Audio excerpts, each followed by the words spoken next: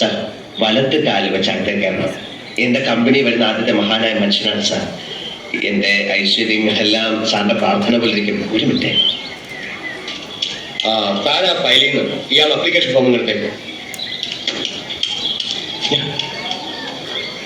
ബിരിയാണി ചോറൊക്കെ വാങ്ങിച്ച കുപ്പി വാങ്ങിച്ച കുപ്പി.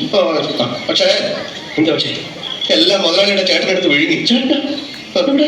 അതെന്ത് ചെയ്യുന്നു? അകത്ത് ചുവരിലൊക്കെ ആഞ്ഞടിച്ച് എന്തൊക്കെയോ പൊളിച്ച തെറികളൊക്കെ വിളിച്ച് പറയാണ്.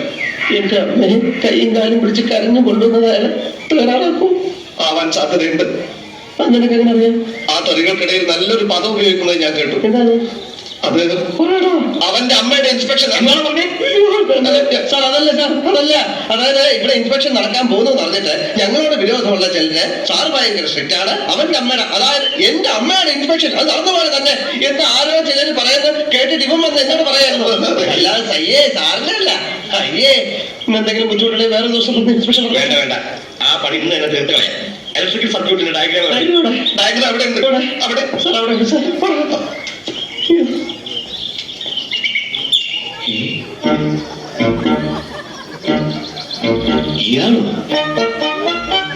ഇയാളെന്താ ഇവിടെ?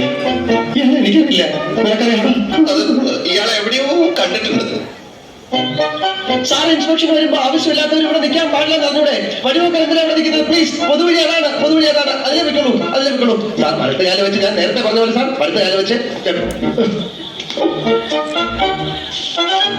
ISI മാർക്ക് എവിടെ? സൂക്ഷിച്ചു നോക്ക് സാറേ, അപ്പൊ കാണും. സാർ ഇത് ഡൽഹിയിൽ നിന്ന് കൊണ്ടുവന്ന ബെസ്റ്റ് സ്വിച്ചസ് ആണ് സാർ.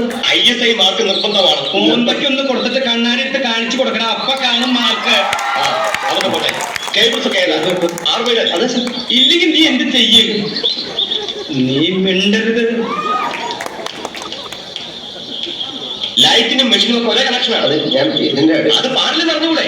ഇതേ സമ്മതിക്കില്ല. സമ്മതിച്ചില്ലെങ്കിൽ താൻ ഇവിടെ പോകില്ല. സാർ ഒരു വഴിപോക്കനാണ്. അല്ല, ഞാൻ അവന്റെ അതിന്റെ കുറ്റമല്ല.